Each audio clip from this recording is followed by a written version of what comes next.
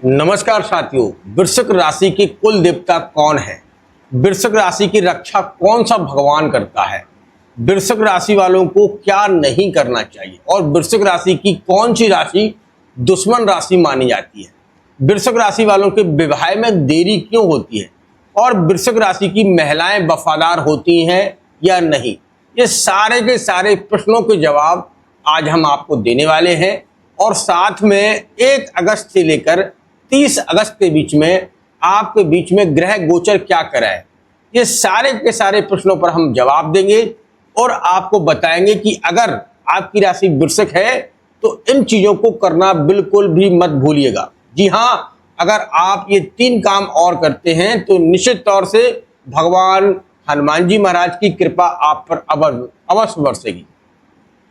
चलिए शुरुआत करते हैं, ग्रह गोचर के बारे में समझाते हैं और आपके प्रश्नों के जवाब देते हैं कि वृश्चिक राशि का कुल देवता यानी कि देवी देवता कौन सा है जिसकी उन्हें आराधना करना चाहिए। वृश्चिक राशि की महिलाएं और पुरुष कैसे होते हैं, वफादार होते हैं या नहीं होते हैं, इस पर भी हम चर्चा करेंगे। शुरुआत करने से पहले मैं अपना इंट्रोडक्शन दे दूं। मैं हूं पंडित आर के पाठक और आप देख रहे हैं अपना ही यूट्यूब चैनल आलिस बैल राशिफल। मित्रों, इस समय ग्रह गोचर के हिसाब से देखा जाए तो पहले हम जो है आपके ग्रह गोचर पर नजर डाल लेते हैं कि इस समय ग्रह गोचर कहां कहां बैठे हैं। यह सब हम चंद्र राशि के आधार पर आपको बता रहे हैं, आप अपनी चंद्र राशि के हिसाब से देख सकते हैं। देखिए, ग्रह गोचर के हिसाब से देखा जाए तो सबसे पहले हम राहु पर नजर डालें तो राहु आपके 4th हाउस में बैठे हैं, माता के घर में। 5वें घर जहां से धन, अचानक धन होता है, संतान का होता है, पत्नी का होता है, वो होता है 5वां घर जहां पर बैठे हैं शनि महाराज। ठीक है, समझिएगा आप। उसके बाद देखते हैं सेकंड मतलब 1st हाउस, 6वें घर में कोई घर नहीं है और 7वें घर में कोई भी ग्रह नहीं है। 8वें घर में बैठे हैं बुध देव। बुध देव आपकी कुंडली के 8वें घर में बैठे हैं और भाग्य में, इसे हम 9th हाउस कहते हैं, भाग्य घर में बैठे हैं गुरु बृहस्पति और सूर्यदेव। यह ग्रह गोचर के हिसाब से गुरु बृहस्पति और सूर्यदेव बैठे हैं 5वें कर्म क्षेत्र में। इसको कर्म क्षेत्र कहते हैं, कर्मा कहते हैं। 10वां केंद्र का घर कर्म क्षेत्र होता है। आप चाहे नौकरी करते हो या व्यापार करते हो, ये समस्याएं क्यों आ रही हैं उन पर भी हम चर्चा करेंगे। तो यहां बैठे हैं केतु। ठीक है, यहां पर बैठे हैं केतु और आपकी राशि के मंगल देव बैठे हुए हैं आपके 7वें घर में। कुंडली के 7वें घर में बैठे हैं मंगल देव और 8वें घर में बैठे हैं बुध देव। अब हम चंद्र राशि के हिसाब से देखते हैं तो चंद्र राशि के हिसाब से देखा जाए तो यह आपकी राशि हो गई है वृश्चिक राशि। अब एक एक करके शुरुआत करते हैं और 1 अगस्त से लेकर 30 अगस्त के बीच में आपको जानकारी देते हैं। सबसे पहले हम बात कर लेते हैं राहु पर। राहु आपका 4th हाउस में बैठा है। ठीक है, 1 अगस्त की शुरुआत में ही यह धनिष्ठा नक्षत्र में जाएगा। इस नक्षत्र में, धनिष्ठा नक्षत्र में, यह नक्षत्र किसका है? शनि का और मंगल का नक्षत्र है। इसमें नक्षत्र में राहु का जाना, राहु उसी के हिसाब से जो है प्रभाव करने लगे, राहु उसी के जैसा बर्ताव करने लगेगा। देखिए, राहु एक सिर है, अकेला सिर होता है, वो राहु का है। अब राहु जिसके साथ जुड़ जाएगा, जिस नक्षत्र में चला जाएगा, उसी के हिसाब से काम करने लगता है। राहु बैठा कहाँ है? कुंभ राशि में।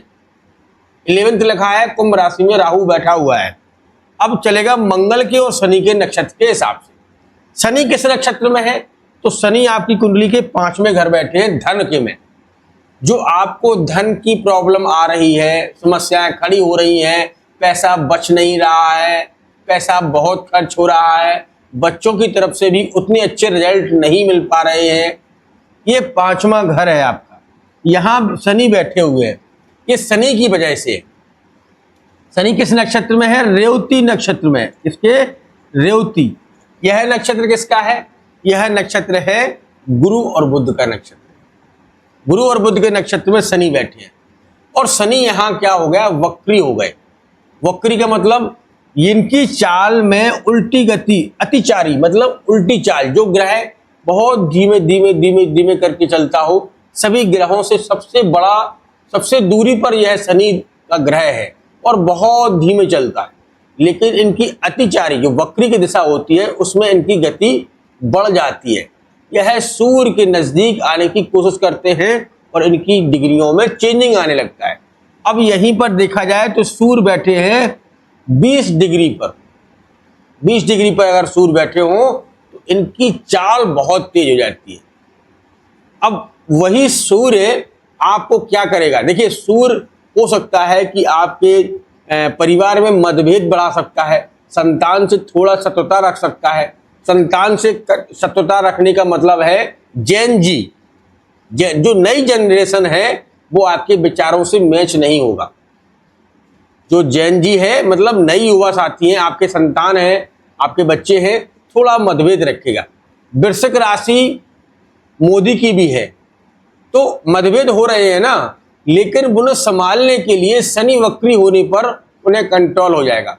अब आप देख लेना कि जो प्रोडक्ट्स हुआ है, जो लोगों ने दिल्ली में धरना दिया है, सिर्फ एक ही व्यक्ति है जिसे कंट्रोल कर सकता है, वो है मोदी। वृश्चिक राशि की वृश्चिक जो राशि है वो कंट्रोल कर सकती है मंगल की राशि, क्योंकि भूमि से जुड़ा व्यक्ति ही इन जैन जी को कंट्रोल कर सकता है। तो वही जो है शनि का भाव अब बढ़ जाएगा और शनि वहां इन चीजों को कंट्रोल कर लेगा। अब इसके बाद चलते हैं मंगल पर। तो मंगल यहां पर जो है पूरा 15 डिग्री के साथ में चल रहे हैं, ठीक है। मंगल यहां पर 15 डिग्री के साथ चल रहे हैं और मंगल की दृष्टि किस पर है, पहली दृष्टि, क्योंकि मंगल की पहली दृष्टि है यहां से बैठकर केतु पर। तो चाहे कुंडली में मंगल को मान लीजिए या केतु, ये एक ही भाव देते हैं, एक ही भाव देते हैं मंगल गुरु।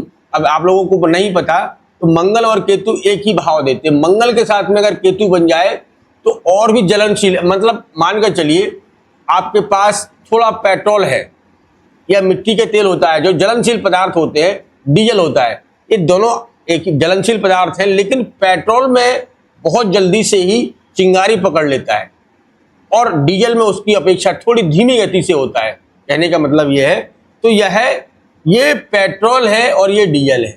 जब इनकी दृष्टि इन पर पड़ेगी तो आपके कर्म क्षेत्र में ये बूस्ट देगा। कब ये होगा, आपका 1 से लेकर 10 अगस्त के बीच में, क्योंकि सूर्य जैसे ही यहाँ केतु के साथ में आएंगे 5वें घर में, बात समझना, सूर्य यहां पर आएंगे 15 अगस्त को। 15 अगस्त को सूर्य यहां पर आ जाएंगे इस घर से निकल के इस घर में, समझ रहे बात को। तो यहां पर जैसे ही सूर्य आएंगे और सूर्य का आना यहां पर आपके लिए 10वें, अब ये 10वां घर क्या हो गया, राजनीति का होता है। केतु के साथ में धर्म से जुड़े कार्य होते हैं, पद प्रतिष्ठा होती है, मान सम्मान बढ़ाने वाला होता है। तो कुल मिलाकर सूर्य का आना 15 अगस्त से लेकर और 30 अगस्त के बीच में आपके उन कार्यों में भी गति देगा जो विलंब से चल रहे थे, रुके हुए थे, ठीक है। तो उन कार्यों में भी गति प्राप्त होगी। और गुरु जो है 3 अगस्त को पुनर्वासु नक्षत्र में जाएंगे, तो भाग्य का भी सपोर्ट मिलेगा। कुल मिलाकर अगर आपकी वृश्चिक राशि है और आपकी कुंडली में अगर डिग्री में ग्रह बैठे हैं, मैंने आपको बताया है डिग्री में अगर 1 से लेकर 5 डिग्री के बीच में ग्रह बैठा है तो उतना अच्छा रिजल्ट नहीं देगा। और 11 से लेकर 18 डिग्री के बीच में अगर ग्रह बैठा है तो मान के चलिए आपकी बल्ले बल्ले है, वो ग्रह आपको मालामाल कर देगा, कोई भी ग्रह हो। अब बहुत से लोगों को फायदा होगा, बहुत से लोगों को उतना फायदा नहीं होगा। आप कहेंगे गुरुजी आपने बताया था कि हमारी कुंडली में तो यही योग बन रहा था, अच्छा धन, अच्छा व्यापार, अच्छी नौकरी, प्रमोशन, वो क्यों नहीं मिला है। तो वो आपकी कुंडली में देखना है कि आपकी कुंडली में चाहे वो गुरु हो, चाहे सूर्य हो, चाहे मंगल हो, डिग्री में बैठा है, अंश में बैठा है, उसका अंश क्या है।